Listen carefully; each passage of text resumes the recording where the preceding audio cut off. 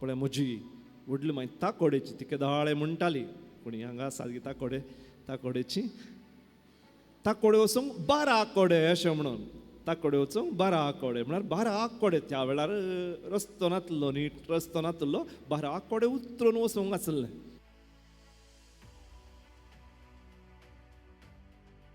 अशें देवाक आमी चिटकोन रावचे तर आनी टेस्ट फळ थंय आमी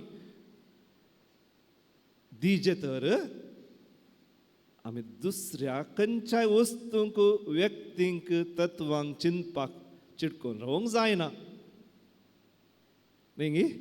दुसऱ्या खंयच्याय संगतीक आमी चिटकोन रावंक जायना कित्याक म्हळ्यार आमचो देव मोसरी देव आमचो देव मोसरी देव पुस्तकाचें उतार तो आमी कोणा फाटल्यान वचोंक आशेना आनी गेल्यार आमकां सोडिना.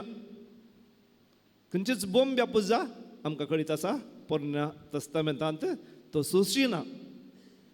ताका आमी तसोच मोग केल्लो जाय.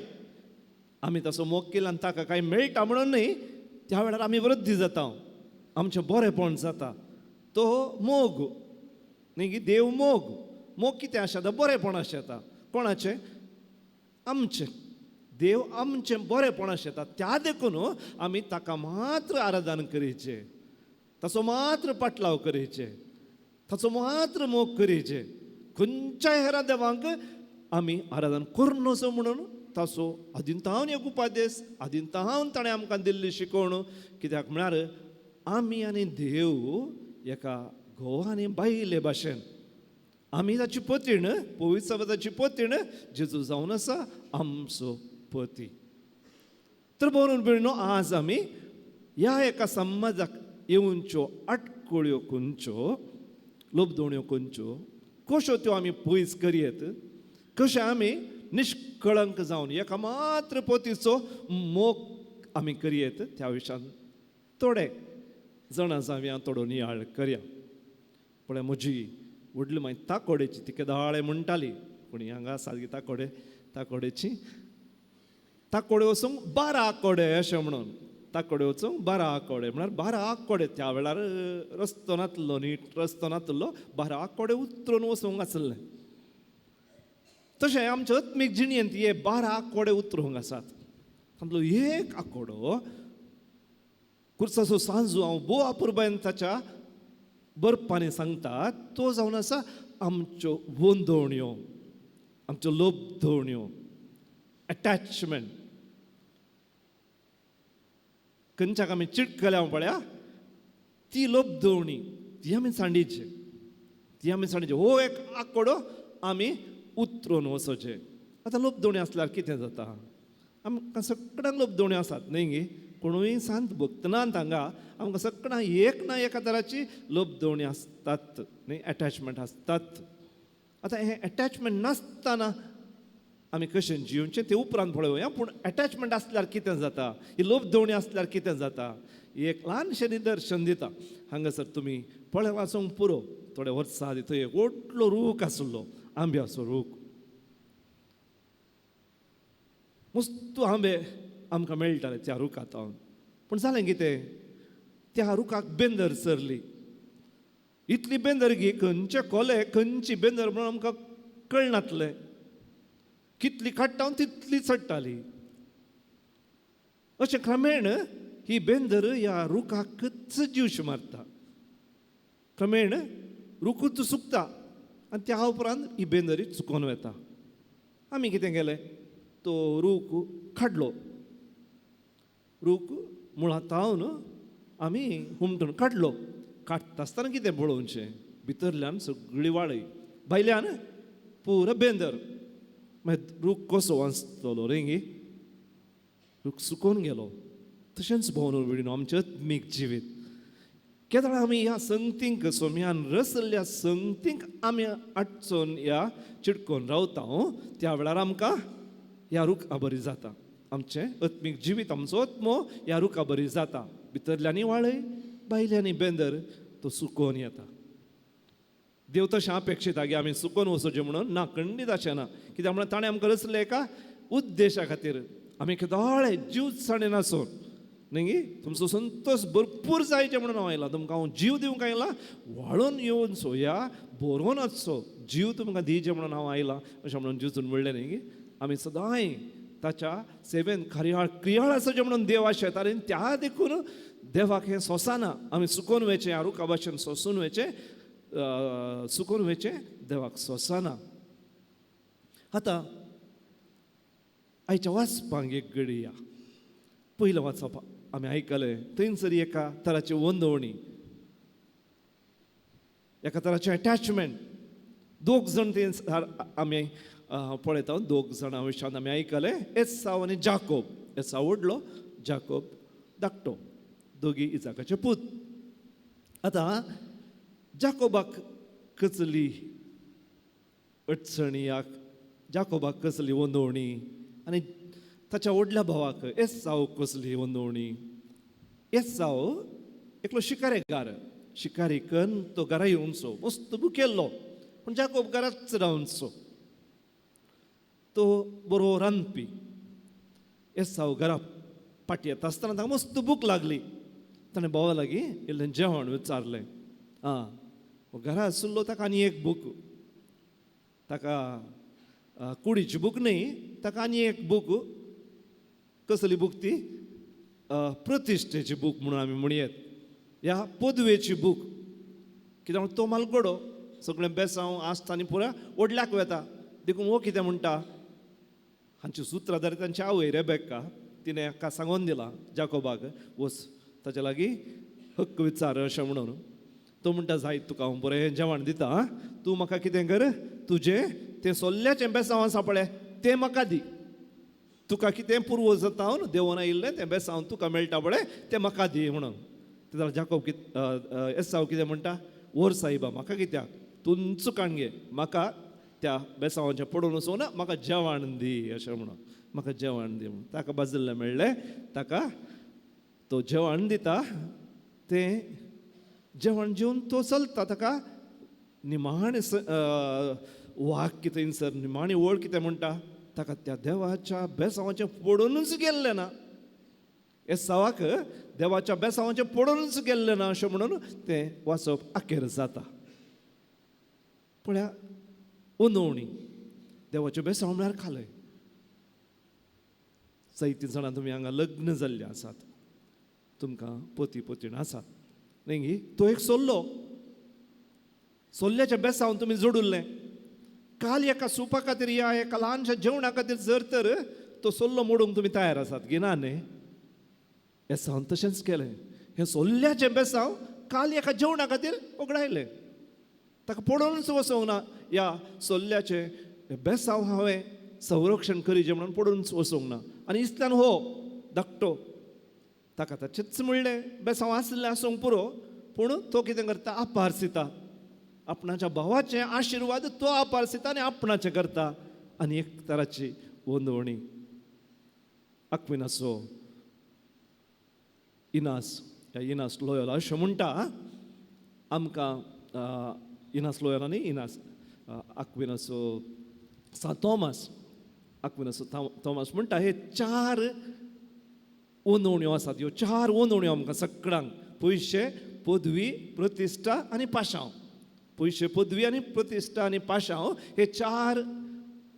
ह्यो 4 वंदवण्यो आमकां, ह्यो सोम्यातान आमकां पयस सरयतात. सोम्या चिटकोवन रावंक सोडिनात.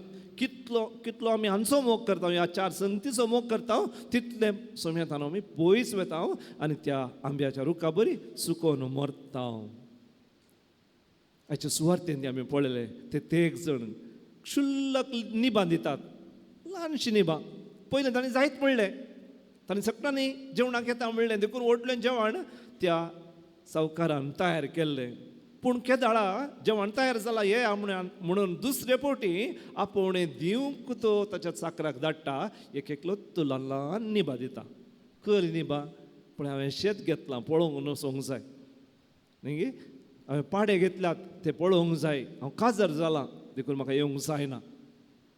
ल्हानशी निबा, येदें व्हडलें जेवण.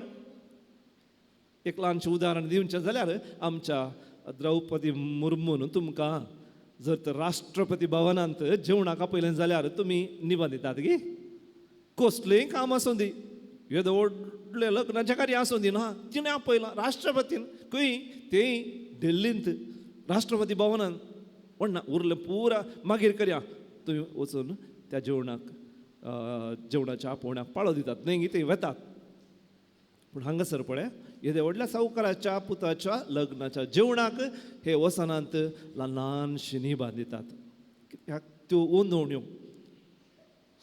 आमकां बावतिस्मांत आमी बासवण्यो केल्ल्यो आनी त्यो बासवण्यो होरयो एका पास्का फेस्ताच्या दिसा आमी रिन्यू करता नवीकरण करता परत आमी देवचाराच्या बुलोवण्यांक पाठ करता म्हणून भास दिता ते पयलें आपोवणें न्ही त्या दीस आमी त्या आपोवण्याक पाळो दिल्लो जायत म्हणलें आमी पूण केदाळ हो आमी सोम्याची आज्ञा हे उपादेश सोम्याक दिल्ली बसवणी आमी जियेजेर आमच्या साद्या जिणयेंत त्या वेळार आमी फाटीं सरता त्या वेळार आमी निबां दिता आज नाका फाल्यां म्हणून पोस्टपोन करता सोम्यातावन आमी पयस सरता भोवून भयणीनो देखून कुर्साचो सांजो म्हणटा ही एक चडणी आत्मीक जिवीत जोडची आत्मीक बांदान जियोवची एक चडणी चडटाना आमकां करस येता तितली सुलाभ येचें न्ही पूण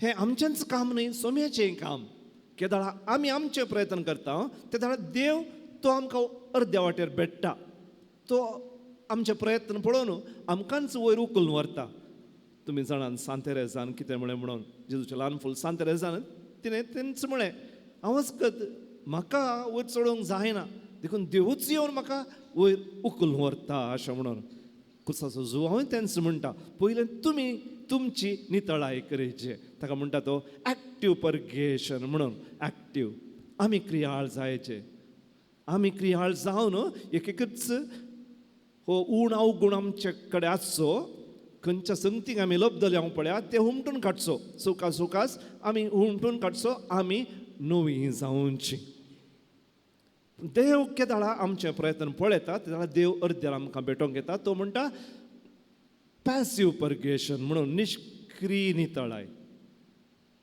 सक्रीय नितळाय आमी सक्रीय जावन आमी नितळाय करची आमी बरें जावचें आमी प्रयत्न करचे आनी तुमी ह्या कर्कट्या वताक पुयस्तान हांगासर आमी साकायल्यात ती सक्रीय नितळाय आमी नितळाय करची आमी प्रयत्न करचें बरें जावंक सोमेच्या सक्रामेंतान वांटेली जावंक ताका आमचो मोग बसावंक आमी प्रयत्न करचें पूण आनी एक आसा ती देवाची नितळाय देवच नितळ करता आमकां पॅसिव परगेशन तशें म्हळ्यार देव आमकां कस धाडटा थोडी बोटी आमकां बेजाराय धाडटा अवघड आमच्या कुटुंबान घडटात आमी आशिल्लें आमकां मेळना ह्या वेळार देव आमकां नितळ करणच आसा ताणें दिवच्या त्या देण्याक आमी वळख जावंक या तें देणें स्विकार करूंक तो आमकां नितळ करते आसा पॅसिव परगेशन ह्यो दोनूय रितींनी सोमी आमकां नितळाय करता आनी ताचें देणें तो आमकां दिता ह्या सर्व ओंदवण्यांतलें ह्या बुलोवण्यांतलें आमकां पयस सर अशें करता तर भोवरून भयणीनो आज ह्या